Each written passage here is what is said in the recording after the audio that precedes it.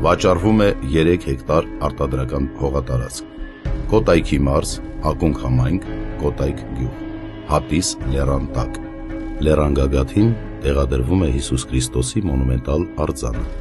Ներկապահին տարածքը հանդիսանում է որպես գործող բիզնես, ազնվամորու մշակման այգիներ։ Հարմար է բնակելի թաղամաս, հյուրանոցային համալիր, հանգստյան գոտի կառուցելու համար։